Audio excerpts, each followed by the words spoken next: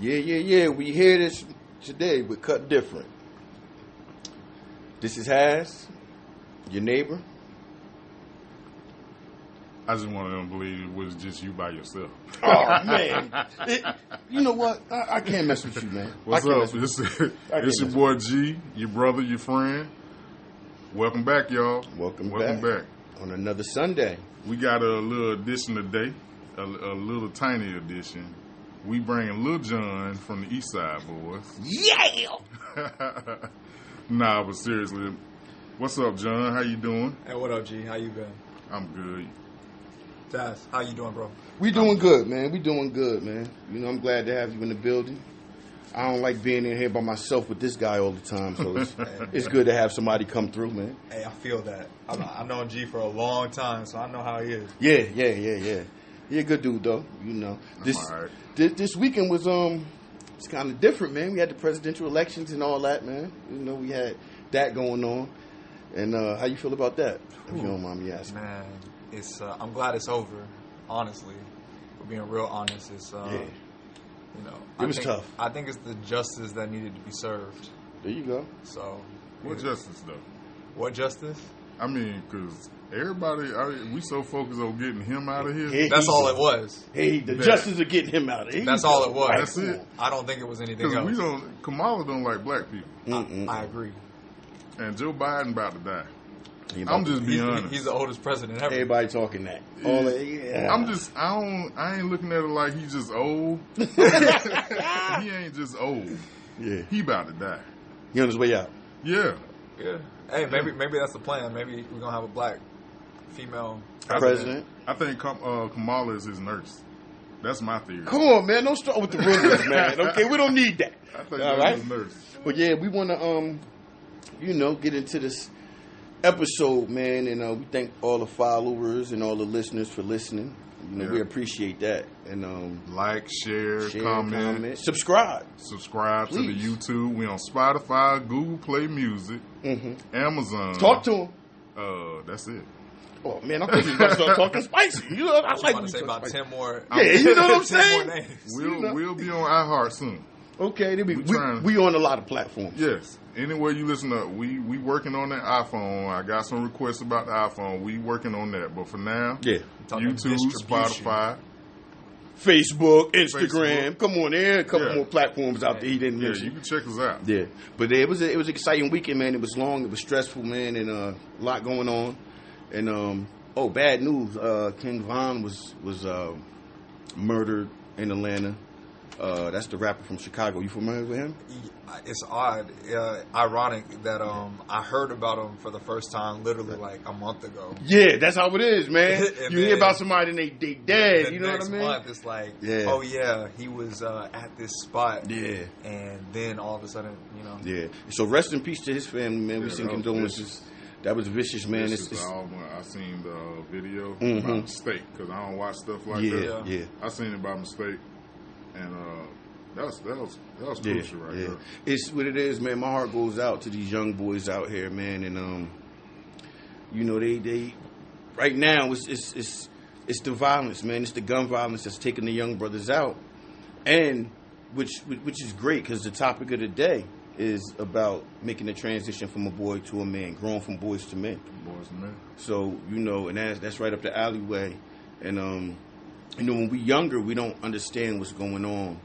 You always tell yourself, and you always hear it, man, if I would have knew then what I knew now. Because you were still a boy back then, you know, and you considered a man now, you grow, you know. And just like G, man, I learned a lot from G. And G, you know, he learned a lot. And I'm going to learn a lot from you, too. I already know, because I can tell you're intelligent, man, the way you carry yourself. But, yeah, I learned a lot from you, too. That's, you know, one of the biggest things, like, when you, especially if you're transitioning from, like, the streets. Yeah. I see a lot of guys, and I remember being rough around the edges when I first started, like, trying to get a career going and get into them jobs. Yeah. And the older guys was, like, hard on me. Yeah. They were so hard on me that it turned me off from listening. You know what I mean? I kind of lost respect for them in the process because, dude, you can't go so hard as soon as you meet somebody. Mm-hmm. You know what I mean? You can't criticize who you don't know. And a lot of guys were like, me coming in, sagging my pants, walking my walk, talking the way I talk, and then they just assume that you're ignorant, right. Just by looking at you from afar. That stereotype. You know what I mean? Yeah. But everybody learns differently. And everybody takes criticism differently, too. Yeah. Right. So there's a different delivery method for everybody that works for them. Gotcha. Now coming up, even when you was in your teens, right? Mm-hmm. How was it in your environment? Was it a lot of the older cats that was doing a positive thing and you took a liking to it, or did you see more church people and positive people in your background? Well, let me preface this. Okay. With a short story about how I met G. Okay. Let's get into that. So I was 14 years old, and I needed a barber. All right. But I needed a barber because my parents had just got divorced. Gotcha. So my mom and my dad, split up. Right. I didn't see my dad as much starting around that age. Okay. And, I was going from shop to shop. Right. Like, trying to find a barber that, cut my hair, knew what he was doing. Right. Whatever. And sometimes, I don't mean to cut you off, as a kid, you look at the barber, too, as like a big brother or a mentor. No, definitely. You get what I'm saying? No, definitely. Yeah. And now me and G have known each other for like 11 years. Wow. So, right. So, in a lot of regards, he's been, a father figure, a male role model that's been positive in my life. That's what's up. So, growing up as a teenager, it seems like for me, I've always been different. Right. Very different from most of my peers. Okay. I was a smart kid, whatever. I was an athlete, two-sport athlete, basketball and soccer. There you go. I ended up going to college to play soccer. So, I like that. Clap him up for that. You want me to use the clap? No, sir. No, sir. Hey, man, I heard that clap machine. We can cut that off. Sound like fried chicken, right? Man. Being burnt in the Why is it so loud? It's so long. Who claps that long? I know their fingers hurt. Right. But yeah, man. But so basically, you had people don't understand coming from a separated home, mom and pops, or get divorced, or mom or pops just not in the picture. Right. A lot of people don't understand what a child has to go through mentally. Yeah. You know what I mean? It's a lot on them.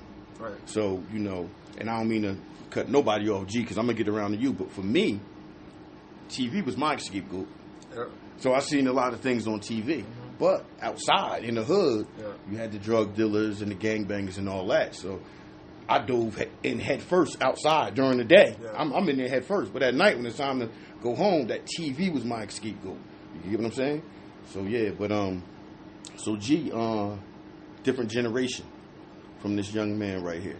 Yeah. And you're from Georgia, correct? Born and raised in Dallas, Georgia. Born and raised in Dallas, Georgia. That's good.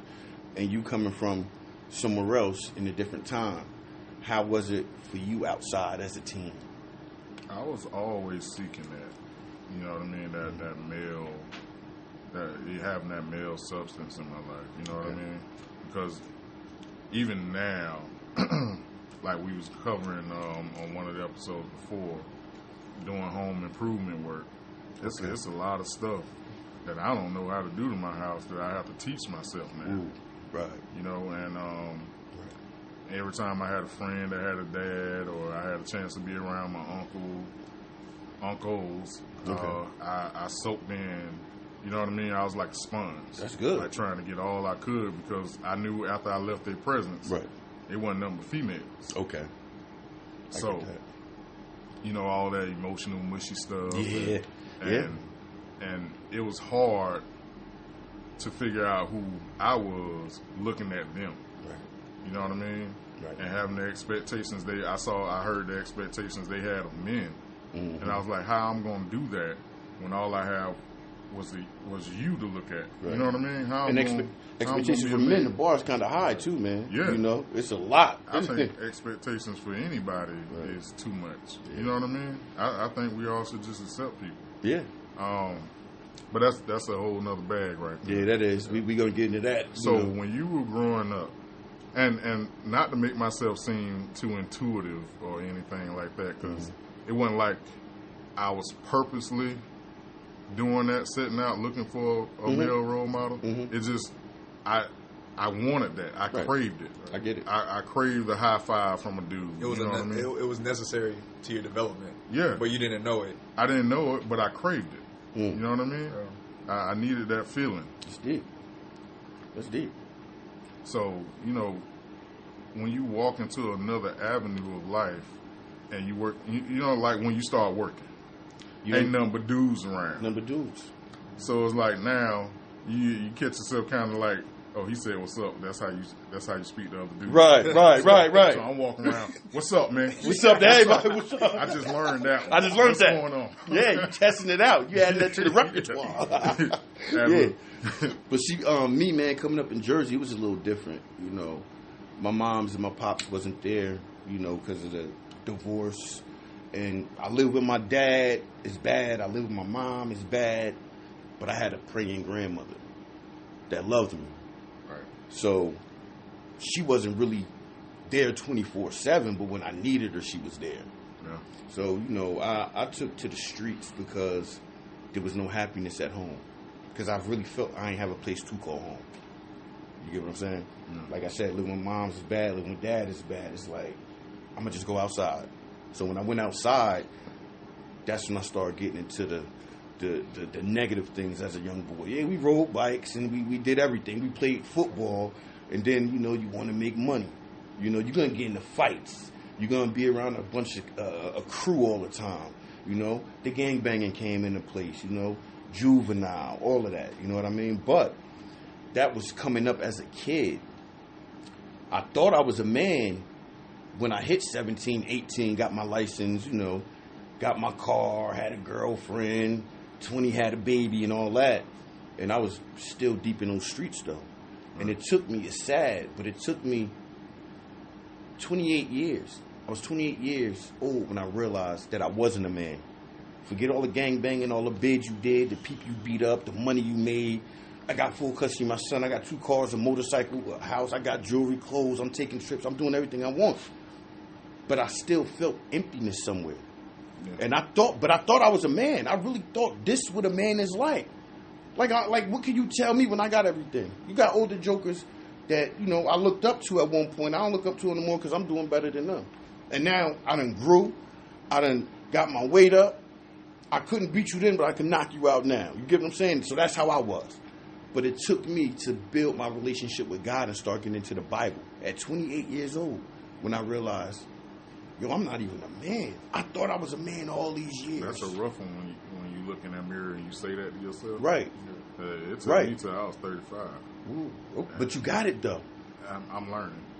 It's still a developing process, you know what I mean?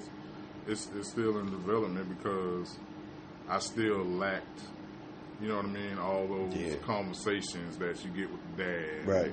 You know what I mean? Even though I pieced together a father, and like you, I did TV too. Man, TV was everything. Man. Hey. I watched Fresh Prince. I was like, yo, this is, I put myself, I made up my own character right there, like I was on set with him. For me, it was life. Like pulling characters together like Uncle Phil and Dr. Huxtable. Right. And then I had a splash of, I watched and learned so much about Al Capone that I thought that was how I was supposed to be. So when I got in the street, you was gangster. I was sneaky. You was sneaky and you was super gangster. You said Al Capone. My family didn't even have a clue what I was doing. So basically what I'm saying, my first gun was probably like a 380. He jumped out the window with a Tommy gun. No. This is what Yeah. Back when I was coming up anyway, when you first started getting out there, most guys didn't even have guns. Right? Oh, yeah. You know what I mean? Guns was like later on when the gangster music and started hitting and all that. Yeah, but when right. That's it. Yeah, stuff like that. Right. You know, I learned how to fight. Yeah. You know you could fight back then, though. You could fight. You could fight, and then next thing y'all playing together, football or whatever. But you got a fair fight. There was no guns back then, you know, coming up. That's what I miss about my childhood. But we was learning how to be men from guys that didn't know either. Yeah. Because they thought that fighting proved it. Yeah. So they taught us that fighting proved it and being aggressive. Yeah. That's a part of it. Like, being assertive is a part of masculinity, but you don't have to be overly aggressive to be a man. You know what I mean? Right. That's all types of men. Every man isn't the same. That's one thing that we needed to throw out there. And you mentioned that too last episode. Yeah, every man is not the same.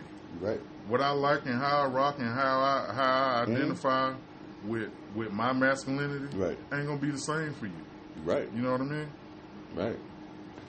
Man, what do you think about the process, since we all kind of have a similar, fatherless background, for you, Mr. John? The process of from a boy to becoming a man, like like, when you woke up, right? You decided you was a man that day. Not as a kid though, but like when you really like, you know what? I'm not the 14-year-old boy I used to be. Now, I'm 28 or 27 or whatever, and I'm doing a lot of things. Like, what was that process of becoming a man? I'm gonna tell you how I saw it. So 18, I graduated. I was kind of popular. I was a nerd, but I was an athlete. Right. You popular being an athlete though. Right. You always, you're popular. You know a bunch of people. Everybody knows who you are to some extent. Mm-hmm. Even if they don't know the real you, right? Right. So they know what you can do. So I was 18. I knew I was going to school to play sports, and I'm like, oh, I'm the man now, right? Like, I'm a man now. Yeah. So I every offer letter I thought about, like any scholarship that I was getting, I'm like, oh, so that's my net worth now. Like this is how much I'm worth. 18 years old type thing. That's how I thought. I don't know why I thought like that, but that's how I thought. So But not knowing, you have to piece together what you think it is to be there. Yeah. Exactly. Exactly. So when I was 18, you think you have the world in your hands, and then I learned differently, like with school, with sports, and then like ending up like retiring from sports, basically. Okay. At 20 years old, I was like 21, about to be 21, and I was like, yo. I thought I was something back then. You thought you was a man but then. Now it's like, oh, it's grind time. Yeah. Like, I had quit playing soccer. I was at Georgia State by then. Okay. And I started working. Like, I worked 50 hours a week, full-time student. So that's one step of becoming a man, though. That's one step. You know what I'm saying? That's one step. You graduated high school. Yeah.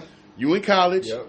Now you're working full-time. But diving into manhood, it's like when we say we're a man, it's like that's the period on the end of a sentence. It's like it doesn't stop. Right. It doesn't You're stop. right. That's just the beginning. That is the beginning. When you look in the mirror and say, I'm a man now. Talk spicy to him. Man, that's when everything really, really starts. Right. That's when you got to start, okay, so now you got a definition of your man somewhat in your head. Right. Mm-hmm. Now the real work starts. Yep.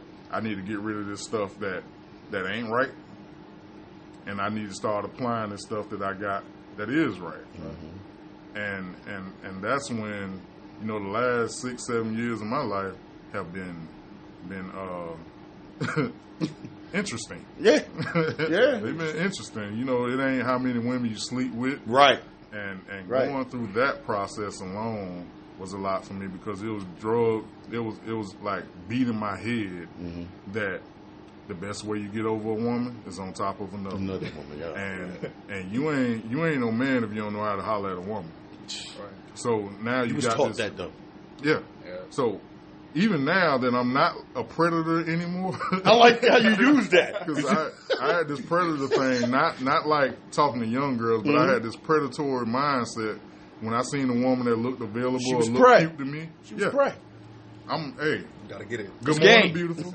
How you doing? All right, Miss Lady. There you go. You know what I mean? Like, and all that stuff popping all out of your mind now that you got it right. Somewhat. And I'm going to keep saying somewhat. Yeah. Now that you think you got it right, now it's like, I need to be a little bit more respectful. Yeah, true. And I not only need to respect my opposite sex, I need to respect me. Right. You know what I mean? Because there's a lot to say about a man. Because first of all, let's go ahead and debunk something. Most guys that say they slept with 100 women, lying they ass off. What they say, divide by 3? Divided by 3, that's it? That's a theory. That's a theory. Yeah, that's a theory. Whatever it is for a man, divide it. Yeah, for a woman, it's like multiply times 3. I know when I was coming up, by the time you was 16, I'm gonna say 16, 17. If you ain't knock off about 50 of them, you wasn't nothing. But most guys didn't do that. 17. Yeah, I'm telling you, my era, it was crazy. And then a lot of dudes had older brothers. You get what I'm saying? Yeah. So they trying to follow after their brothers. Yeah. But if most guys honest, the number probably is 10. Right. Right. For most guys, that's up to 30. I don't want to put my business out there, but if you like 10, that's you. It says something about who you are when you really out here sleeping with 50 women. You see, when you're doing 100 women, right? That goes a lot. Yes. You know what? For something. A lot of people do things like that when they're trying to hide, though. Yeah. They're trying to hide something. I know guys right now. I know they knocked off 200-300 chicks, but I know why though. It ain't a lot of them though. That's it's not a lot. Because most guys don't have those kind of numbers. Yeah. A lot of broken men do. There you go. A lot of us have it. Yeah. And that's not part of manhood. It's not. It's not. And another thing, not even dealing with the sexual relationship with a woman or how many notches you got underneath your belt. It's too when it comes to how you handle yourself in physical confrontations with another man. You get what I'm saying? As a kid, you grow up, you fighting. So now you grow up, and it's like you got to be a tough guy. Yeah. You got to be a tough guy. Yeah. Even the younger kids, this generation now, it's like you're not tough unless you got a gun. You're not tough unless you gangbanging. You're not tough unless you using that gun. You know what I mean? So standing up for yourself isn't always confrontation. It's not. It's not always a fight. I know that. In the last 10 years of my life, I learned that I started respecting the men that walked away from that kind of stuff more than I respected the guys that were just always trying to pop off. Right. Like, are you gonna ruin the whole cookout? Yeah. The whole night at the club. And I was that guy. Because you want to act strange. I was that guy that was ruining a lot of stuff coming up. I lied to you not. Parties, dances, block parties, clubs. I was that guy because I'm like, why? You know what? To be honest with you, I felt like I didn't have nothing, right? Coming up. I didn't have anything. I wasn't the best dresser. I lived in the hood. I'm talking about food stamps when it came in the booklet. You got the 5s and the 10s. We ain't talking about the EBT card. This is before your time. Right. Okay? We had booklets. $1, $5, $10, you know. We used to call them coupons. Coupons. So you remember. Yeah. Okay. Yeah. So I came from that. I couldn't afford haircuts. Moms and pops didn't have that money. Okay? Came up in the hood. Didn't have girlfriends. When everybody was smashing and playing high and go get it, I wasn't in that. I mean, I wanted to be a part of that, but I wasn't the cool one. You know what I'm saying? But the only thing that I can do is fight good. Yeah. So that's what I had to take and build off of. Okay, yeah, you got the new Nikes and the new outfit, but I bet you can't beat me though. Kind of like that Chris Rock joke. Yeah, I missed that. Like, you smarty art, old smarty art. Okay. I bet you can't whoop my ass. Yeah, okay, there we go. So I was that type. Like, all I had was a sweet knuckle game. And I had heart. But the reason why I had heart, which people didn't know, because I was so scared. So the things that I did was out of fear. Once you make a move, and you're like, yo, what's up? I knock you out. And the dude like, well, what's up then? Ain't no going back. Yeah. Now wait. Now I'm scared, but I gotta move forward in my actions. So wait, were you the bully? Or No. But that's one thing. I wasn't the bully, but I was. But I wanted to. No. Check this out. This wasn't it. I was the bully, but I was the bully that wanted to bully the bullies. I wanted the toughest dude out there. You the toughest nigga. You come out here and see what's up. That's what I wanted to do. Mm-hmm. So that's how I built my little reputation up, because everybody else had the new sneakers, the new clothes. Their parents got money. They got the haircuts. They got the jewelry. I didn't have all that. I could fight good. So that was my way of blocking all that out. But you touched on something that was like real, that spoke to me also. See, I was the opposite. Mm-hmm. I probably was getting my behind whooped until I was 15, to be honest. Okay. Because we moved, back when they first started the whole hood situation. Yeah. We was moving. Hut homes? The hut houses? apartments. Okay, there you go. You know, that See, you from housing. Florida. I'm from Jersey, man. But, you know, people, you moved a lot.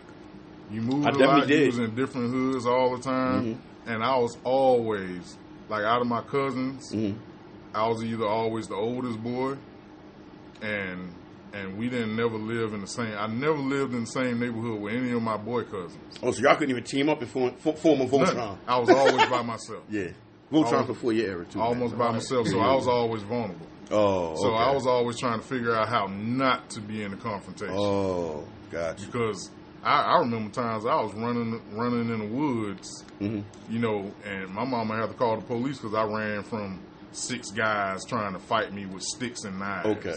You know what I mean? So I wasn't fighting back. Right. I didn't know how. Oh, When nobody teaching me how to throw a punch. Yeah. Until and this is still a testament to who I am now. My first real fight when I really got at it, I was like 14, 15. When I really struck a dude, I won and I beat him down. Right. But I started crying because I ain't want to hurt him. hey, yeah, I get you. But I seen him hurt. Right. And I was like, oh, I had that He-Man thing in me, Right. like let's hug after this. Like, man, I'm sorry for punching you in your eye like that. But then y'all probably became friends afterwards, though. It's not like today. Nah, he was one of the guys that used to beat me up all the time. Okay. Every time I seen him, it was smoke. Oh, okay. And then it transcended. Once I got drunk on it. Right. Then every time it seemed like it was a bit of a problem with somebody, I was ready to fight. There you go. No matter who it was. Yeah. You want smoke. And that was bad. Yeah, it was. That was bad because in my mind, now I'm starting to, okay, here go that Al Capone stuff again. Now I'm thinking about Nino Brown and all them players and Pookie them around the corner that all I see them do is get in shootouts and fist fights. Yeah. Now I'm trying to mimic them. Yeah. See, I had a heart coming up, though, because if I knew somebody wanted a problem with me that I didn't know, because I'm, you know, when you starting stuff everywhere, you don't know where your problems is coming from. But then when you hear a name like, yo, so-and-so said, when he catch you, he gonna, so I'm like, you know, I don't want to hurt, I know what I'm capable of doing. Now I got a heart, I'm like, man, I don't want to hurt this dude, because now it's like, this is not just squaring up with somebody at school, this is somebody, I don't know where he from, where he coming from, what he got. Who he with, yeah. So I'm like, you know, I really don't want to hurt because I might beat you up and it's enough. I'm not trying to kill you. But now I might have to kill somebody and I really don't want to do it. Kill him with my bare hands, right? So I had a heart. But then I noticed that growing up in the hood, you lose it. You lose that heart, man. Yeah, you lose because you like, stop caring. If somebody want to fight you, they want to hurt you. Yeah. What if they hit you, you fall and hit your head on the curb and you die? So basically, my mentality is like, if somebody want to fight me, they want to kill me. Ain't no fair fight. It ain't. Every fight you win, you fighting for your life. Man. You fighting for your life. And once you start getting that into your mind, that make you ruthless. It make you ruthless. But check this out. This is a crazy thing. You might not have heard this. I had some fights before that I won. I mean, clearly, hands down, flawless victory. But I lost because I was in worse shape than the dude I fought. I might have broke his jaw. Or, I ain't gonna say his jaw. I might have broke his nose. But I broke my hand in the process. It's gonna take me a little longer to heal because I'm in the cast now. His nose is broke. He gonna keep going. I'm still in the cast. I gotta learn how to use my left hand now. You get what I'm saying? So, I've been in situations like that. And I never know. I'm like, yo, you could win a fight but really lose. Because you're in worse situation than the person you beat up. Everybody in the fight loses. Yeah. Everybody loses. It don't matter who you are, you lost. No matter how much damage you did to the other person, you lost. Yeah. And I'll tell you, you know, and not to make manhood just about the streets because there's some deeper things in there. It is. I'll turn things with this right here. When I moved to Georgia, right, that was me blowing up everything that I believed. I felt I was, and this is me searching for my manhood. Okay. You know, I was broken down. I had just lost somebody that was very important to me. And what I started when I came up here, I stripped away the safety of me having a little crew, me having family, me having my mom there. Right. I want to strip all that away and see what I really got. Oh, okay. You know, coming up to a big city by yourself. Yeah. That's going to really show your true grit. It's going to make you or break you. Yeah. It's going to make you or break you. Yeah. You know what? So I ran back home a couple times. Oh, you did? Long story I short. never had a home to run back to. You was homeless? Nah, man. I was in the streets, man. I was making it happen. You get what I'm saying, for myself. I'm messing with you. And I know. And when I had my first son, that gave me more to look forward to life. Like, it ain't about the gangbang, it ain't about the fighting, it ain't about the money. I got somebody that I have to take care of. I have to be here for this person. I can't be locked up. But once I had him, I got full custody of him since he was born, when he came out of his mother's womb. But as years went on, I'm like, I got this on lockdown. So I started going back into the things I used to do. But this time, I'm bringing him up into the crap. The gang banging. He see me with different chicks. He see me fighting. He see me with a gun all the time. He see me doing all kind of things, right? So then, I'm like, man. I'm still thinking this is part of being a man, though. I'm like, I'm a man. I'm raising a man now. Mm-hmm. And I still didn't get it. I wasn't a man, right?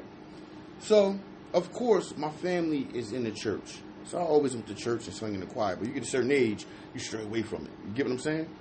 So, my son humbled me down a little bit. He humbled me down completely, and then I started getting back into it. But I still wasn't as aggressive as I was before I had him. And then the second thing that happened when I had another son, he passed away. That broke me. Yeah. So then, I'm like, I'm going to God. Yeah. That's what it was. And there's a few things in life that really put a real... It makes you find the real definition of, because you can't hide from it. Mm-mm. You know, when you become a father, like if you haven't dealt with everything you need to deal with, when you become a parent, it's going to tell on you. Oh, yeah. And definitely. Like when you get married, that's going to tell you. That told on me when I got married. Hygiene was a thing for me when I... you was a dirty nigga? I thought I was clean. You thought I was clean. I thought I was clean. You a little dirty nigga? You know, Pop tried to show me a couple things. We all was dirty at one point, though, man. But you know the things that matter, like you kissing a woman, you need to make sure you going to the dentist. Make sure, make sure you brushing your teeth first. You got some jokers that ain't doing that as a kid. But that's, if you ain't going to the dentist, there's probably a lot of things you probably ain't doing right with your mouth. Right. Yeah. You know what I mean? True. You can brush, but you probably using the wrong toothpaste. Right. You probably don't know how long. You know what I mean? Your dentist never taught you nothing brushing your teeth? Yeah. Like, you learn something new every time you go. Yeah. Honestly. Yeah. They brushing their teeth, but all the odor's in the tongue. You know what I'm saying? And remembering the stuff your grandma used to tell you, your mama used to tell you about wiping behind your ears. Yeah, cleaning behind your ears. You know what I mean? Yep. Before you start like being in the house with a woman, hygiene is important, very important. Before you start being in the house with a woman, the things the way you used to clean, you know, yourself, it was kind of like the shower was like, you really probably clean yourself about 5 or 10 minutes. and I want to have a real conversation with these fellas about their hygiene is so important. It is. You need somebody like, guys, when you have a son, take him in the restroom and show him how to clean his penis. There you go. Show him how to wash his behind. Right. Yeah. Because if you don't, he gonna grow up not knowing, thinking that I'm gonna get wet and throw a little soap on me, and I'm jumping out. Yeah. But you see, with me, I had full custody of my son, so I had to show. Like when you have a child, right? You want them to be better than you across the board. So when I'm bathing him, if I get in the shower and I'm washing, I'll take one. If I'm washing myself 3 times, I'm gonna make sure I bathe him 4 times, right? But he's learning as I'm bathing him as a young kid, and so yeah, I didn't have that problem as far as hygiene when it came to my son. But when you're with a woman, it's like you go 100 times harder. Like I might shower 3 times, right? I got a woman. I might do it 5. That I might makes wash you it an 5 exception times. to the rule, because there's a lot of guys doing what I do for a living. There's a lot of guys that don't understand that they need to wash their hair. Oh. Yeah. Not just wet it in the shower. Right. Wash behind your ears. Clean your ears out. If you got grandma in the picture, she gonna show you some things. Only so much. Yeah. Only so much. When you intimate with a woman, it'll tell on you. When you're Right. sweating after you got off the court, yeah, you just jump in the shower real quick. Unless you had a mother that was like extra on this personal hygiene. Yeah. But then again, after you turn 15, 16, she ain't coming in the restroom with you no more. Right. You know what you skipping, so now you're a 30-year-old man hitting the hot spots and getting out the shower. No, that ain't cool. But what about when you're in school, high school, girls talk, right?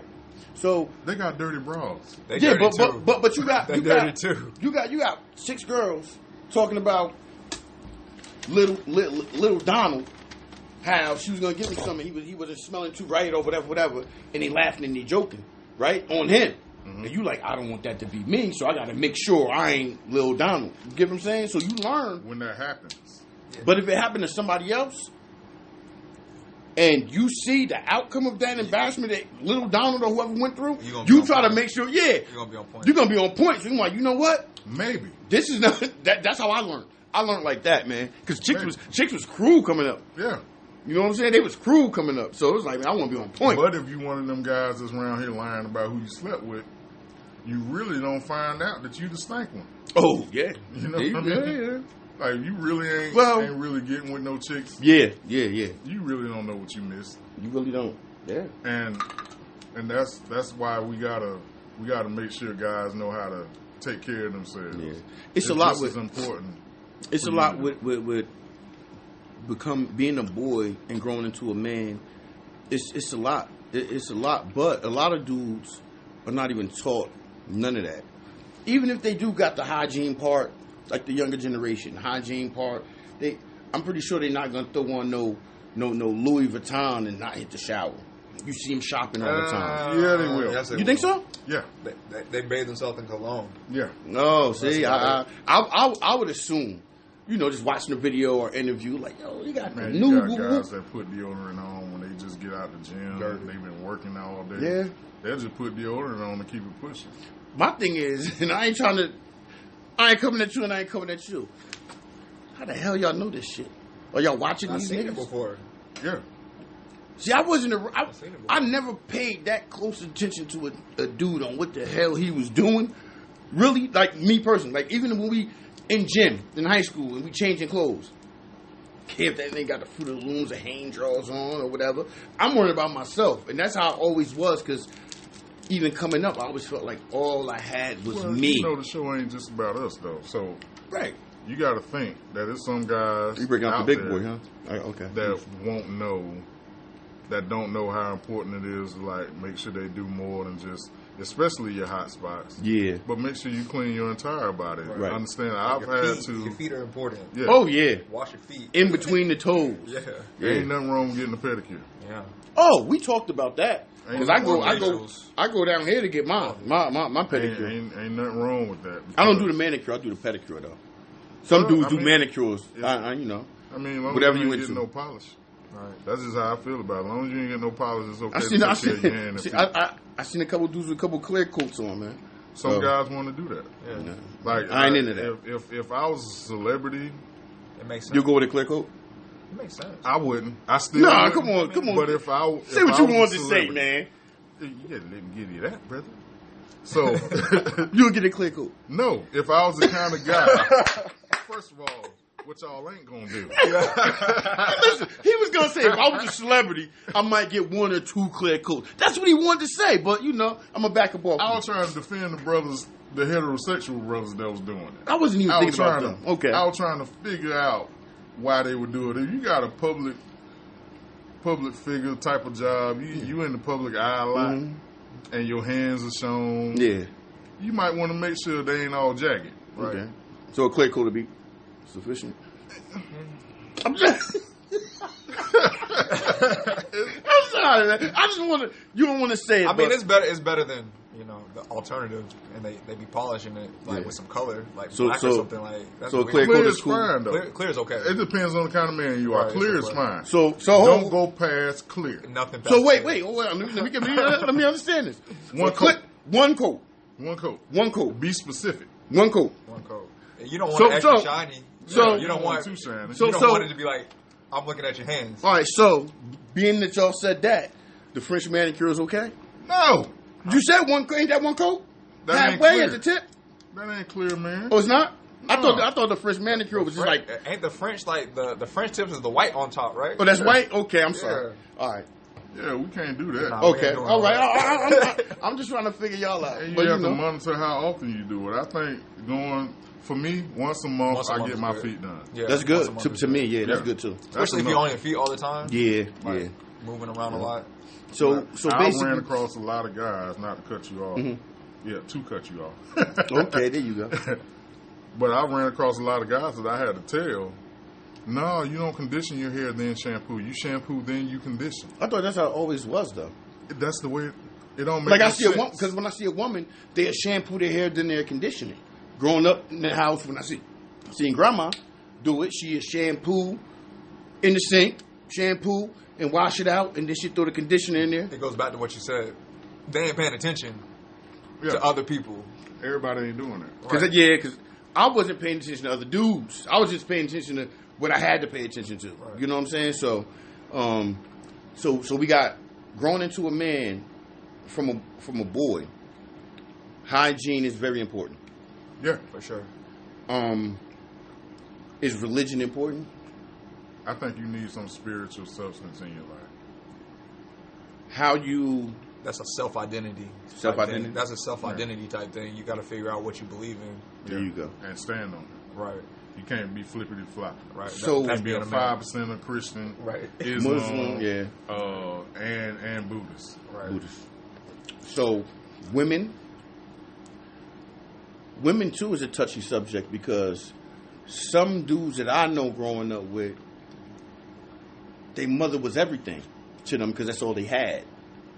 But then when they started dating and being with women, they didn't treat those women the way they would treat their mom. They would compare respect-wise. They would compare them. Respectfully, though. Like, they won't call their mom a B, but they call this chick a B. Some do. Some do. I get it. Some do talk reckless like that about their mothers. That's how you find the way a man treats a woman. You can kind of see what he really felt about his mother. Okay. Yeah. You know what I mean? That's deep. In my opinion. Right. And that's not all of him, but you can see some of it. Right. Some of how he feels about his mother and how he treats women. That makes sense. If you smoke weed and drink with your mama, and you used to having her, seeing her with dudes in and out the house and stuff like that, your feelings about your mom might not be the same as mine. Right. You know what I mean? Absolutely. I agree. So we got the hygiene. We did discuss the masculinity, like it don't beating up a bunch of dudes don't make you tough, don't make you a man. Even how many women you slept with. No. Religion. We got a lot of things, man, that makes up a man, and a lot of us don't get a lot. Like I was 28 when I realized I wasn't a man. That don't mean when I realized I wasn't a man, right then I became a man that day. It didn't work like that. You get what I'm saying? I just realized I had my glimpse in the mirror. Nobody had to tell me, yo, you're not a man because you got kids, or you got this, or you got that, or I had to look myself in the mirror. And I seen that I wasn't a man because I felt I was missing something. That's other than getting your emotions together, staring that mirror down.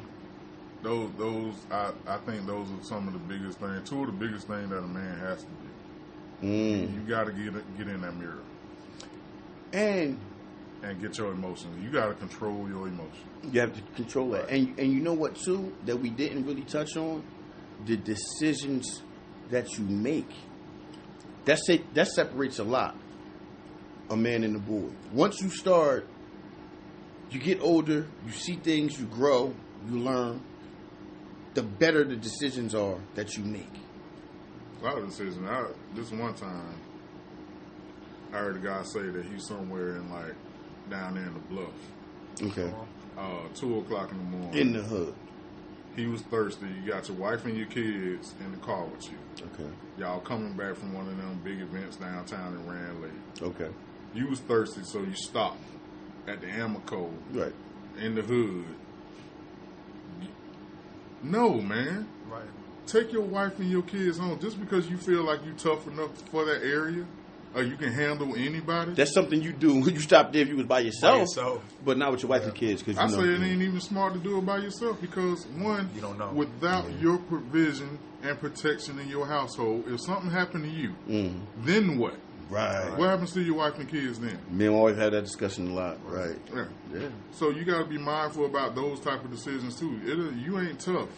Your kids don't need you to be tough 2 o'clock in the morning. Right. Yeah. They don't need you to be tough at any time of night, just to prove a point to yourself that you can handle the hood. Right. You don't have to. Right. Yeah. You know what too? Some men. I'm talking about men. You done crossed that boy to man stage. You're a man. Some men fall victim to going back. It's almost like the old school player that had the women. He hung up his jersey. Life is good, but he just wanted to see if he still got it. That happens a lot. Bad decision. You're still a boy. Yeah. I wouldn't say that. Because you could miss some things. They might not have Nintendo no more, or Pac-Man or whatever, which they do, but just hypothetically speaking, they might not have it no more. And you like, man, I ain't played that game in some years. And then next thing you know, Sega or Xbox or something come out with Pac-Man. You like, let me try that. You're talking about video games versus like real life cheating on your wife or like your partner or something like that, right? But it's a man though. But like I understand what you're saying. But like you can be a man and play video games. Like, men play video games. Some women think that's not a man thing. Some women do, but at the same time, I know esports. Niggas making like millions of dollars off of playing video games. Word. So that's facts. That's facts. 18-year-olds, like that's facts. For real. So I mean, I don't think video games is an issue in terms of manhood.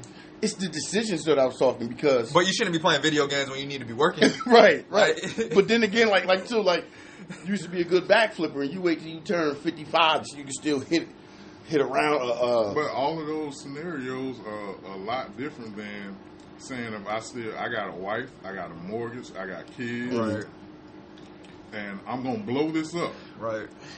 All it took for me to pursue this woman, get her to trust me, get her to love me, get her to respect me. I'm gonna blow this up one time for this girl that I wouldn't introduce to my partners. Right. I wouldn't introduce her to my best friend, let alone be seen in public with her. I'm gonna blow that up. You're talking spicy, man. You know what I mean? I like that. That's crazy. But the decisions that men make sometimes, because I'm a man. I think that's a human thing. That's what I was about to say. Because I'm a man and I still feel like I could make some stupid decisions. But not on that level as cheating on my wife. Perfect, though, being a man. It don't make it don't. Right. Because I got a 7-year-old and a 4-year-old. And we were driving. They talking, oh, Dad, we can beat you in the race. Now, I know I haven't got up to top speeds in Lord knows how long, okay? So they got to me. The decision that I made was, we're going to pull over here at this park, and I'm going to show y'all I can smoke y'all. Overweight, I ain't stretching, I haven't done this in I don't know how long. Get up to top speed. I might have jogged, got a half a gear, but I'm kicking up, right? Yeah. So we pull over, and we race. And my wife records this, right? And I got up to third gear. I won the race. Yeah. But I paid for it, for the next 2 weeks. You should at least stretch. Hey, man, I still, in my mind, we going to get this thing over with. I got it. Listen, in my mind, I got this. I could beat them. I don't even need to do all that. This ain't no, Your kid's still young, so 7 years old, how fast they really running. But the thing about it, I smoked them. Right. And I said, all right, let's go. They like, let's run it back. I'm like, nah. You know what I mean? So my wife gassed me up and we ran it back and I won again. But I'm just trying to tell you, man, the next 2 weeks, I felt like I was dropped off on my neck. I feel like I got jumped. Yeah. And all I did was we sprinted, maybe a good 50 yards or whatever, 50-yard dash. But it's the decisions that men make sometimes. Yeah. We make some foolish. I still make foolish decisions like that. That's a pride thing. The boy don't die. That's what I'm saying. Yeah, the boy don't die. You still got it. But you were saying though, like, you're still a boy. That's a boy decision. Right. That's something immature. Yeah. That a boy would do to blow all of what you don't built up. Mm-hmm. Because you can lose everything, not just the house, the kids, the wife. You talking about this is probably going to affect your career. Mm-hmm. This is probably going to affect you at church. Right. You know what I mean? Whatever respect you gain in your community, it's going to affect all of that. If you mentoring anybody, if you got sons, if you got daughters, it's going to affect all of what you are perceived to be just because you want it to be immature in that moment. Right. Yeah. So the boy doesn't die. Nah, you don't die. You just got to know how to tame him. You got to govern that dude. Yeah. That 10-year-old boy is still there. Yeah. I mean, and then too, sometimes I just told y'all the example of me and my kids wanting to race. I pulled over the nearest park. Sometimes the decisions I make too, when I get angered, it'll take me right back to how I was when I was younger. Mm-hmm. And I'm like, that's why I love my wife, because she wasn't even there when I was young, wilding out. But it's something that she could see in me when she's the one to be like, babe, think about it. I'm at Walmart. I got my blinker on, waiting for the person I see them put their bags in to back out. Blinker on. I'm just sitting there being patient. They back out. A car just comes zoop, right in. See me sitting there. You know, I don't want to tell you the outcome of that story, man. I had to pray about that situation because I went into a void at that moment. I could have got locked up. My family would have been struggling because now it's like bail money, lawyer fees, or even if I get a bail, get what I'm saying? But, you know, job is over, everything is over because of the decision. And it took me right back, and I'm like, man. All it took is a second. And then I had to pray about it, and I'm like, man, I still got a lot of growing to do. Nah, it's crazy how, like driving, period, is always that trigger for people. What? Like anybody. If you're talking about somebody driving and road rage, it's always an issue. Right. Yeah. I don't know if it's... you got road rage. I'm just saying everybody. I knew it was something with you. Hey, you got road rage. Look, first of all, you sitting up here talking to college graduate.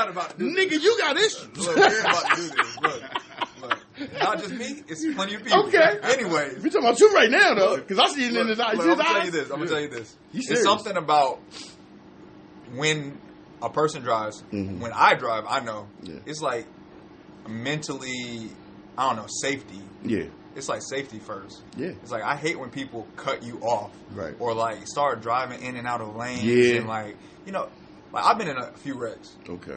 Like way more than I should have at this age. Yeah. Like literally from like when I was 8 years old, being in a car accident, you know, to like 25 now, I just got a new car because I got into a car accident. Okay. So, like, I know what it's like, and I'm like, yo, I know I'm not supposed to die Yeah. off of a car wreck at this point in my life. But Right. I'm like, yo, it's been too many. I should have been gone. Right. But it's something with driving for me, especially. It's like, yo, don't mess with me on the road. Okay. Like, that's the one trigger that is always there for me. It's a lot of people too. It's a lot of people. It's a weakness. But you know what? I was in a bad car accident, and I lost one of my best friends. This car accident. Shortly after that, I didn't want to drive. After that, you know what I mean? Like I never had these kind of accidents. I mean, I've had fender benders. I've been in some accidents, but I was in something real bad. Right. And I lost one of my best friends, man. So you know, I was bedridden, so I couldn't drive. You know, at the time. But once I was able to get back, I did not want to get behind the wheel, and I wasn't the one driving. That phobia kicked. The phobia, but I wasn't even the one driving. I just seen what happened in this wreck, and I'm like, nah. But I got the confidence up, and I wound up going to school, CDL, and you know, I'm a CDL driver, and we learned a lot of things though that could prevent that road rage. Right. Like if you driving and you see somebody like constantly like looking over, and they're in front of you, and they looking over, it's like That fool's gonna get in that left lane. We know he gonna do. Right. So it's like you gotta learn how to drive for other people. It's always like preventative. Right. It's always safe driving and stuff like that. And I mean that's how you gotta think about it too. But that gets to you, huh? Well, I mean, yeah, I'm gonna follow you as soon as you get back. I want to say how far you gonna go, nigga. Because I'm with the smoke. I want all of it. You heard my story. A lot of ways to deal with road rage. What you did. To deal with any type of rage. I like using tools like, that 3 seconds. Oh, the 3 second tool? Yeah, rule? Just count out loud. Count out loud. To calm yourself down? Yeah, calm down and think about it. Is this worth dying for? Right. You know what I mean? Is this worth losing what I got? Yeah. You know what I mean? Mm-hmm. So if you think about those things, you'll calm down. Ain't none of that worth getting to where you trying to go. You know what I mean? Wherever you on your way to, you want to make sure you go there. Right. You know what keeps me grounded a little bit? I'm always throw God in the equation, man, because He's the one that saved me from my life that I was living downhill, man. You know what I'm saying? You or you saved you? He saved me. I can't give credit to nobody but Him because He was there the whole time. I just wasn't listening, and you know what I mean? I didn't take heed, and you can't do things everything you can't do by yourself. Because if you can, it'll be like you don't really need Him. It'll be a bunch of islands. Right. And what really brings me back to calm me down out of everything is like I don't want to be displeasing to God first and foremost. I don't want to do nothing to be displeasing to God. And, like I said, it's... You finna cry? Hey, man, cut the tape. No, I'm playing. No, I don't want to be displeasing to God in no kind of way. And I don't want to sell myself short, man. Like, I don't want to take one step forward to take 10 steps back. Yeah. So I always keep God on my, really on my mind when it comes, because it's okay to be angry, but it's not okay to be in a rage. And I know that, because if you're in a rage, that's of Satan. And that's the thing that really keep me focused. And, the 3 second rule, 3 second rule is great. But that don't work for me. It take more than 3 seconds, or you got to say something that penetrates quick.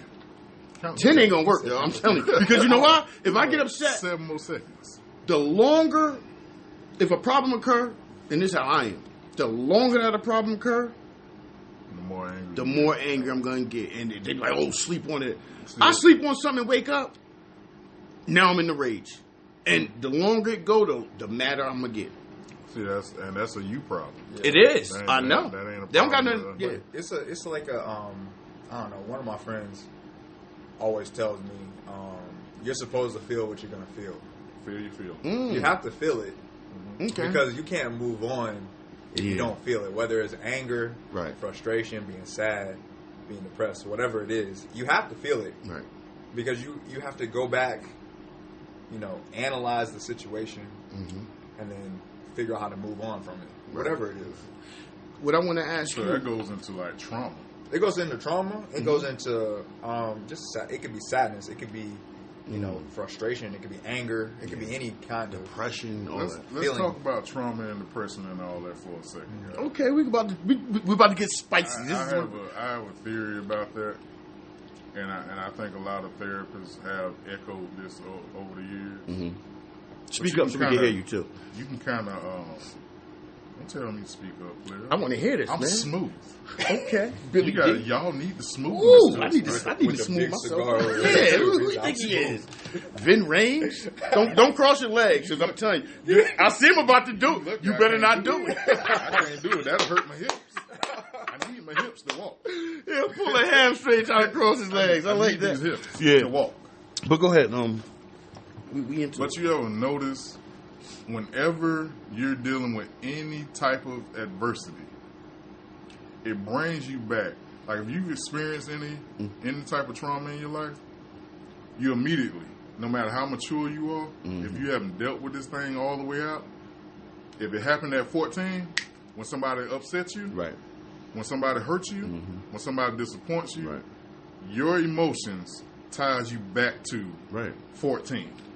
And I don't mean to cut you off. I was just talking about losing my son. It got to me. it got to me. You meant to cut me off. I didn't mean to cut you off. It got to me. But you're right. And maybe there's a lot of outlets. You know what I mean? But see, not just in that area. Mm-hmm. What I'm saying is a little bit deeper than that. Even when you dealt with that trauma, and I'm so sorry that you even had to go through that, brother. Mm-hmm. But when you go through anything, right? Whenever you first experience trauma that you hadn't dealt with, you're instantly like how mad you got then. Yeah, you got mad like if it happened to you, that trauma happened at 16, 15, 21. Right. If it happened, you're instantly back dealing with things because you're gonna deal with things like the 14-year-old. Yeah, okay, I understand that. It's the first occurrence. Yeah, type thing. Okay, yeah. So that's how it's in you to handle trauma that way. Right. Okay, gotcha. That's what taught you how to deal with things. I get that. That and makes a lot sense. of guys, like you'll see when you get upset, like you said, when you seen that. When the lady stole your parking spot. Oh yeah. It was a dude. Well, but lady, dude. When you reverted back to how you was, how you dealt with things then when you were younger. Right. Even though you're a full grown man, you have better understanding, you're more insight. Your wife in the car with you. Yeah, and the kids. Yeah, man, I didn't care. I was 14. I be snapping sometimes. Like I try not to get there though. But you know what? That you're right. You're right. But that's why you have to deal with the thing that happened at that age. Yeah. First and foremost, you need to deal with whatever that was that threw you off. Yeah. You need to deal with that now. Oh, this is my therapy plug. I feel like everybody should do therapy. My nephew said that before. Yeah, I started therapy like a month ago. It's good money. It works. You all right? I'm good. I mean, about to pop off? I'm working through things. I don't want to get into your business, man. You seem like a cool. I want to get into your business. Well, you know what? I'm lying. I'm just trying to butter the nigga up. I'm gonna be back next week. I need the facial and I need the haircut. So we need to hear this now. You seem like a well-mannered guy. We understand mom and dad had a divorce, but you went to college. You got a little injury and all that, and then you start working and you doing your thing. You got car accidents. I see you riding real nice in a nice car. What the fuck you do? You feel you need therapy? Man, look. You gonna beat up your girlfriend or some shit? Look, from the outside looking in, anything can seem what it is. But there's always underlying and internal conflict and like whether it's there's two sides to everybody too. Yeah. Whether it's self-image, whether it's this nigga's a killer. And he sells drugs. But go ahead, I'm listening. I don't know if the podcast heard that, but that's why I was whispering. I'm over here dying. Yeah, but it's always something like nobody's life is perfect. Like, right. No matter the income level, no matter the perceived. Oh, you grew up in a 2-parent household. Like literally, I had somebody tell me I was privileged. Like a week or two ago. Wow. And I'm just like, just because I didn't come from low income. Right. Just everybody has their problems. Like, middle class is middle class. Right. Like, I wasn't super rich. Right. I mean, I didn't have everything that I wanted in life. Right. Of course, there was some sacrifices that my parents, my mom for sure made for me to get what I needed. Gotcha. And that shouldn't be penalized. That shouldn't be penalized. I don't think that's a privilege thing. I think that's a circumstantial thing. Right. And it's a blessing. Right? That you didn't have to go to a public house. It is. Right. I don't think that's not privilege in my mind. That goes into that whole are you black conversation. Right. And it was one of those conversations I was having with that person. And, so as men, do you think that we all, no matter where we came from, we all should have some type of counseling to a degree? I don't know, but you spent that. I was interested in seeing where this brother was going. Nah, man, because I backed off. I got scared. I want to comment on that, though. Can I comment on that real quick? I'm in my therapist chair right now. Look, we can go back. I had to back off. I see what you're trying to do. I see where he going, but I got scared. He about to tell us some gruesome shit. He got a body in the trunk right now. I ain't trying to hear that. You know what I'm saying? That's why I try to back off. But go ahead. What you saying? I want to comment on that. I feel like I don't know. Everybody grows up different. Yeah. So you might have an open enough relationship with whether it's your parents or a friend group or something where you can freely communicate those traumas and those issues. You said trauma. I'm getting scared again. Let's cut this off. Just in general, just those issues that you have. Yeah, you got to shit with you, man. And look, come back next week. we're gonna talk about something totally different, man. So, what would you tell the young brothers? Because we just lost King Von, which was a good rapper. He was a public figure and everything. No matter what his past was, what do we tell the young men coming into manhood that can just let them know some of the things that they gotta deal with? I mean, because everybody call themselves a man, so let them know. I feel like the biggest thing for me is don't let someone define your manhood in terms of not being super aggressive, because I'm not super aggressive.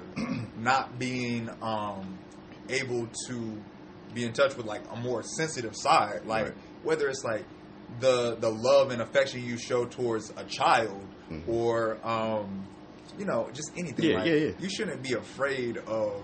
Just because you see a roach, you ain't got to stomp on them. You can pick them up and place them outside. Right. I got you. It could be any of those things. So, I would just say, don't let the definition of what being a man is to the streets, or where you're from, your community, define what that is for you. It's not geographical. It's not. I'm gonna ask you the same question. I'll ask it again, or you can just piggyback off of that what he said, because I like to hear from you. Going from a boy to a man, what would you tell these dudes that's coming up? Because we got the King Von situations, man. You can't tell him that he wasn't a man. You know what I mean? In his eyes, to the world.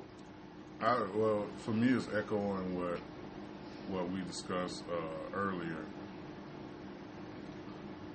If you can't find yourself in your surroundings and in what you do and what your role is, you can always find yourself in God. There you go. That's dope. I learned. I spent a lot of times, even in ministry, trying to define what a man was, and we all got all these different theories. I say, one, don't let a woman define that for you. Okay. Don't let nobody else, like he said, like John said, the streets. Let anything else foreign. You know what I mean? There you go. Describe or define what it is to be a man, because being a man is still being you. Right. You still have to be your true self. True. Right. And if you looking biblically, it's right there in Genesis. Yeah. What a man is. There we go. That's the beginning of the Bible. Who you are is what you find when you go to a more spiritual level. Right. You know what I mean? When you can face that mirror, when you can face your insecurities, that's when you find out who you are. But being a man is a role that we have in this life. You know what I mean? It's a title that's thrown around all over the place. But being responsible enough to take on what God put you in place for. I say that. Amen. And watching your behind. Watch your ass. Can I say one thing about the biblical definition of a man? Okay. He's right. There's plenty of scriptures that define a man, how you're supposed to treat a woman, how you're supposed to treat your family, your kids, your neighbors, other people, right. But I know me growing up, so my dad is a reverend. He has... Your dad's a pastor. Yeah, exactly. Those be the worst kids, don't it? PK too. And I'm over here sitting here with you niggas. This is why I'm bringing all this negative. So I just said that to say that, growing up, I used to go to church camps and whether it's summer camps and stuff like that. You had church. Huh? You went to a nice church. Well, living here, I ended up going to a white church, a non-denominational white church, for a long time. Okay, we're gonna speak about that. And, anyways. So this nigga about to start talking spicy. He just don't want to, but he about to. Go ahead, I'm listening. Go ahead. I was gonna say that when you go to those camps and stuff, there's Bible scriptures and stuff that they want you to memorize. It might be a game or something for the end of the week. It's who has the most points on this list and stuff, right? And I don't know what it was, but I could memorize the love chapter. Okay. Love. From a young age. I'm talking about 10, maybe 9, 10, 11 years old. I was memorizing that chapter in its entirety. And I feel for that chapter kind of made me see what being a man is in a certain sense. Gotcha. The part about as a man, I put away childish things.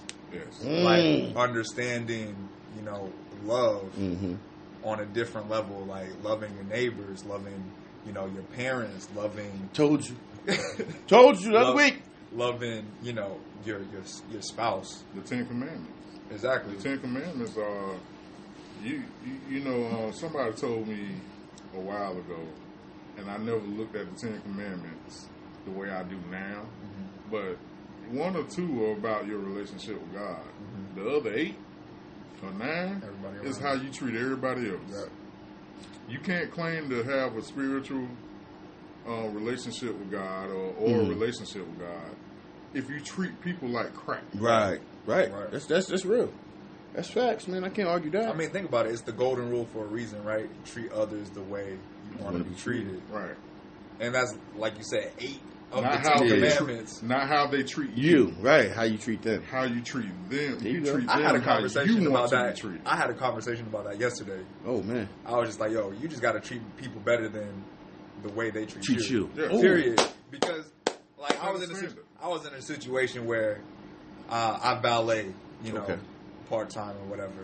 So you stole the nigga car. He wanted to smoke. No. Okay, I'm sorry. Like, the way the owner of the company treats the employees is one way. Oh, right. But the owner, is in the hospital. Oh. Like, he went to the hospital. You put him there? No. Man, you got to start talking spicy. I know you did some shit, man. All right, but go ahead. All right, okay. Well, he was in the hospital, and he calling everybody trying to fill a spot because he working a lot, right? Oh, okay. And I'm just like, yo, I'm going to do this. He doesn't always treat me the best way. He doesn't treat everybody the best way. But you're going to do that. I'm going to do it because I want somebody to treat me better than I treated them. Ooh. Yeah. In the world we live in, sometimes we have to teach people how to treat us. Right. Yeah. This is 2020. We're so far removed from whatever spiritual backing you have. We are so far removed from that. Yeah. So you have to teach people how to treat you. Right. And you do that by how you treat them. Right. Regardless if they talking, to steal one of your words, if they talking spicy, that don't mean you have to get into it. I can sue him for that because I didn't authorize him to use that word. But we ain't gonna get into it. But you don't have to treat them spicy in return. You don't have to return any energy. You're right. You know what I mean? Absolutely. All you have to do. And they big on that in social media, especially women right now. Oh yeah. I'm not gonna speak bad on women because I love women, right? But I love them too, but they're a piece of work. Right. Yeah. But they always say I'm reciprocating energy. So they're giving the same energy that you put forth, whatever it may be.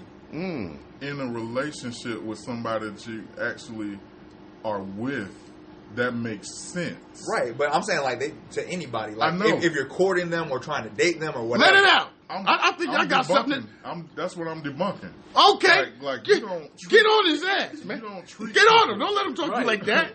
Crazy, because one dude hurts your feelings. Exactly. You don't agree with him. Transferring that. Don't agree with him. I agree with that. Don't agree with him. He debunked you. Look, I've been in a situation where, from past events and past relationships that the young lady was in, they treat me differently because of that. And all I did was give love. But they don't know how to receive it. That's a different thing, man. That's true. They don't know how to receive it, but it's like at the same time, you got to understand what's going on in front of you. Right. You can't. It would be wrong for me to project something on you, and I don't even know you. Right. So, you don't know me. You gonna trust me, or do I have to earn that trust? I mean, I give respect. So if I don't know you, I'm gonna respect you until you give me a reason otherwise. I like that. Give me some on that, man. That's how it's supposed to be. For sure. But jokers don't be doing that. We know. I can't even do a fist bump on that because I'm gonna respect you even if you don't respect me. I agree. Because that's for me. Right. That ain't about you. Agree. That deserves a fist pump. I like both of your answers. All right. Yeah. That's understandable. Right. That's understandable. And it's understandable if you choose not to respect that person because they disrespectful. Right. Or they rude to you. Right. But for me, like I said a long time ago, about the last 10 years of my life, I started respecting the man that can walk away. Grace started looking cool to me more than like brute. Got you.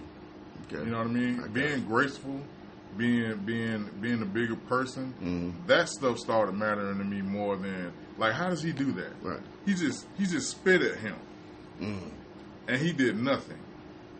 He just threw a stone at him. He did nothing. He just told him, "Yeah." I had a guy in church tell me that he was gonna whoop my ass. In church. He didn't directly say. He said if I was somebody that's else. That's 2 times you just no, told a lie, man. No, now I can't believe nothing you talking about. I'm clarifying. It's not. I'm clarifying. I got you. I'm clarifying that he made that type of threat to me, and you was able to. Well, and I was able to let that fly. Was it the surrounding environment too, though? No, because it was just 4 of us talking. Because see, I probably would have let him go if we was dead church, but if we was like around the corner, I probably would have, you know what I mean, gave him some smoke, man. Because I don't need to prove to him that I'm a man. Yeah, right. I don't need to show him that he need to respect me. What's bad about me is I'm a good person, but this is how you catch me too, man. Because I'm not. Look, it's everybody have days. It's always a spiritual battle, man. Everybody has days. One of the hardest things for me to do is the aftermath. Yeah, the aftermath of me being the bigger person was the hardest. It took me a year. Yeah, I was looking for him. I was hoping that I'm walking into the store and he bumped me on the way to the store and I let him have it. Right. I was waiting for that moment. I swear on my I was waiting for that to happen. I get it. But that was that boy. Yeah. That boy was telling me I need to prove to him that he can't talk to me. But sometimes I wake up, I'm a boy, man. I mean, not wake up as a boy. I wake up as a man, but something go on throughout the day, man. I needed to prove that I wasn't that. Right. I wasn't who he can do that to. Right. And that ate at me for an entire year. And I had to go back into God. Yeah, man. To like, hey, man, heal this. Fight this off of me. Right. Because this ain't where it's at. Right. I don't need to show him that I'm a man. Right. I don't need to show him that I can beat him. You know what I mean? Right. Good. But yeah, man. It's a lot. It's a lot with going from a boy to a man, and I wish there's a lot of young men out there that's calling themselves men. Listen to this podcast. Start with something simple. Start with something. Yeah, I mean, there's too many facets, right? Like, there's any situation in life. You can be like, oh, how does a man react in this situation? How are we supposed to move through that passage in life? Right. So, I mean, you can have a podcast about being a man. Yeah. Like a whole podcast. Yeah. Like, you can just every week, something different. Yeah. It's an ongoing thing. It's an ongoing thing. We probably need a part 2 to this. We'll probably do. Yeah, we could. This could go 3 hours. This could go wild. And I don't want to run over like time. Going back to Genesis.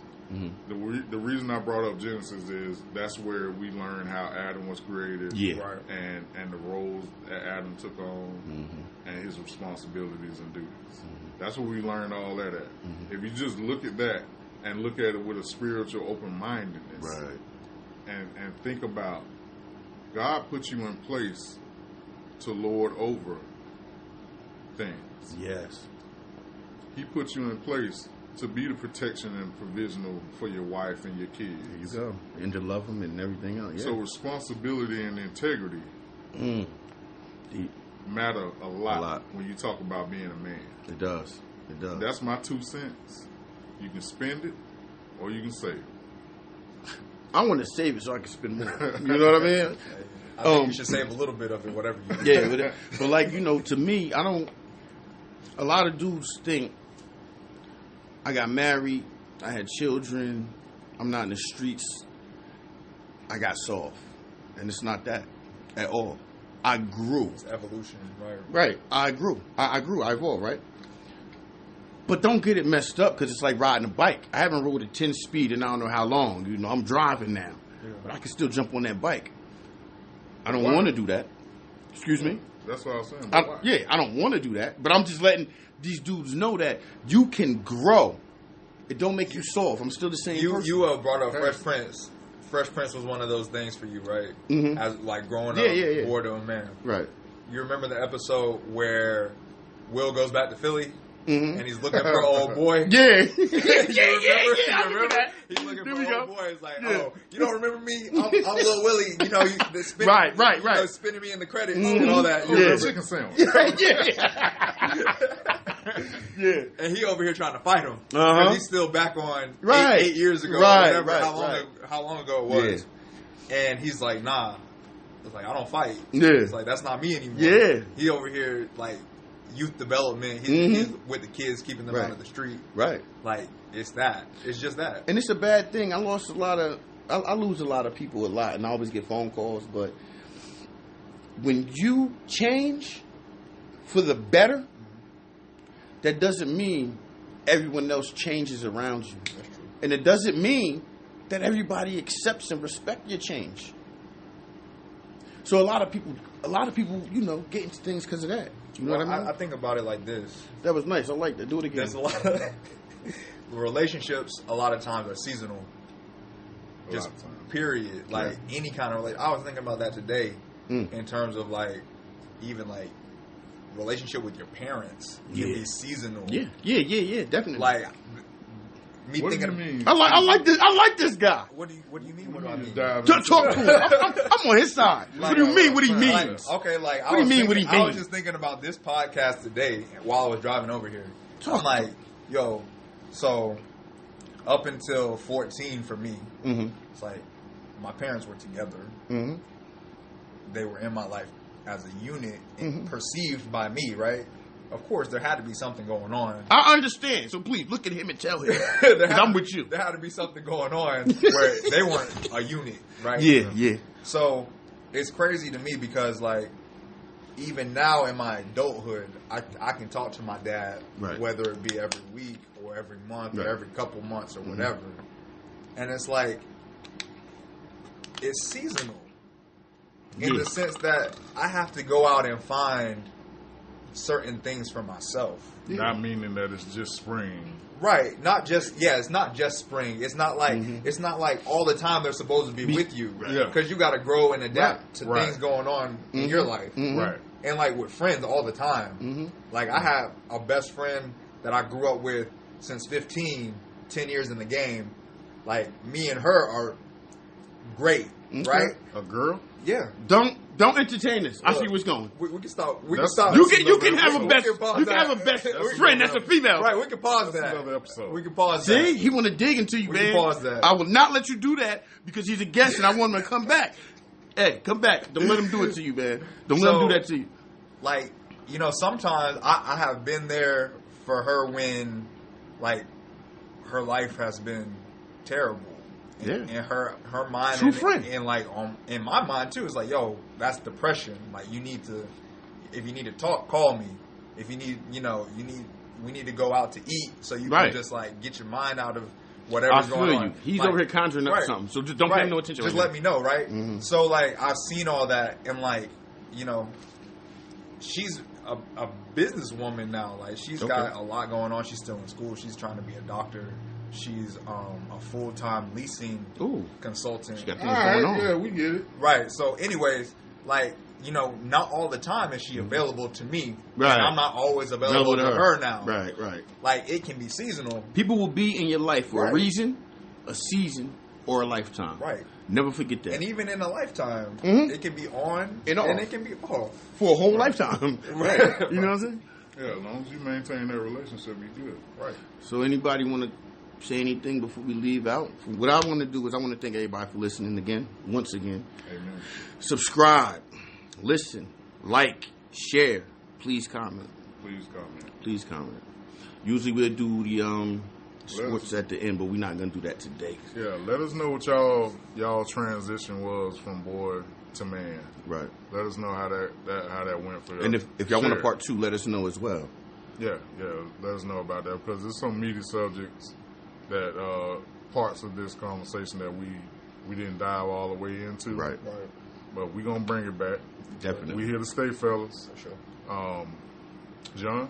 Thank you. I appreciate you. I appreciate you, my brother. Thank you for inviting me. No doubt, man. For letting me contribute. I appreciate both of y'all, man. And I like to talk, man, because I learned some things from y'all. You know what I'm saying? And that's what it's about. It's about growing and keeping people up. And for the listeners, man, we're trying to save a lot of lives and change some things and make things better. But from our perspective, so we never wrong. Am I right? Right. long as you believe it. As long as you believe it. All right, man. Thank you, man. We love y'all for listening in. Yeah. Keep God in your chest and your breast. And to the ones that voted and got what you wanted, I'm happy for y'all. I clap y'all up. They don't know what they got yet. They don't know. They don't know. And remember, everybody, watch out for John because he got road rage. Yeah. Well, yeah, you got to watch him. And before we sign out, man, rest in peace to King Von, and my condolences to him, his family, and his loved ones, man. We got to stop this violence. Yeah. That gun violence is dead, man. Yeah, man. Yeah, we need to let that go. Got to let it go. Let it go. It's more to being a man than getting upset with somebody and getting angry at somebody. Yeah, man. Right. Too many lives are being lost because somebody's trying to prove that they're a man. We got to stop that. All right. So y'all stay blessed. Follow us on Facebook, all social media. We'll be back next week. Yep. Yo. Cut different. Hashtag cut different. I want to add that to that. Can I talk to the people? Talk to them. Cut different. Shout outs, man. You know what I'm talking about? Yeah. You know what I mean? We're going to bring this energy up real quick on this close. My energy's always up. You know I'm going to say that. Hashtag cut different. Hashtag it now. Yes, sir. Be blessed.